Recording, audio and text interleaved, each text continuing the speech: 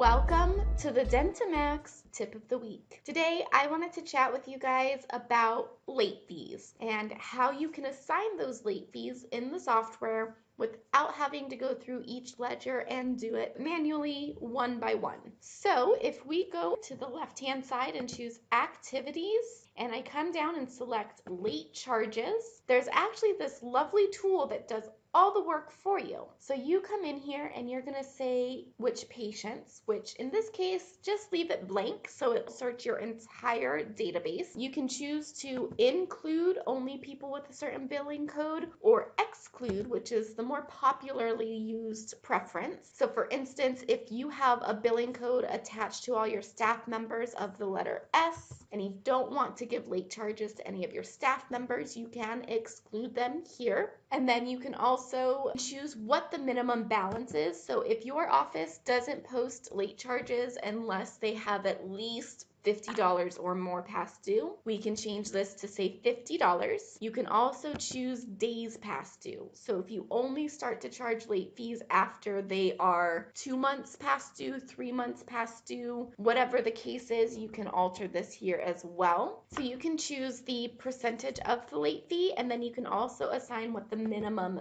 fee is. Then you have a couple options here. So you can choose to not bill patients that are marked as do not bill. For me, that's one that I would check, because if I have them marked as I don't ever bill them, why would I bill them late fees? You also have only charge on transactions that have already been paid by insurance. So if there's something that's outstanding with the patient balance, but it's because insurance has delayed payment, you don't necessarily want to punish the patient. That's not their fault. So you can check that, or you can choose to uncheck it. And then we have do not charge if payment has been made in the last 60 days. So if they are 60 days past due, but they've made a payment in the last 60 days, it just wasn't a full payment, you can choose to not mark them as somebody to get a fee. I'm going to uncheck that. And then only charge the head of household 1 fee per family. So this is going to run your entire database. So if there's 4 people in a family that are all past due,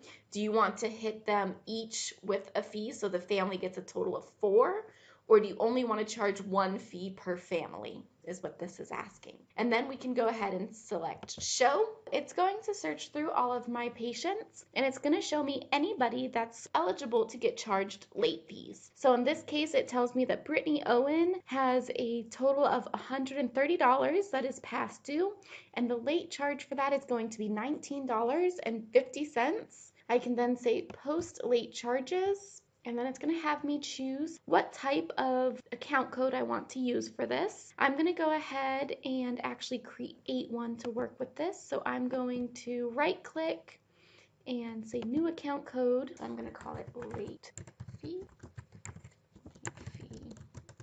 We're going to go ahead and make this an adjustment and allow for positive. Save our changes. Post late charges. Late fee has been posted. I say okay. And now if I come into the ledger of Brittany Owen, I have a little late fee that's now posted to the ledger for the patient. If you have any other questions over this, feel free to reach out to our training department, training@dentimax.com, or by calling 1-800-704-8494 and dial 1 then 2.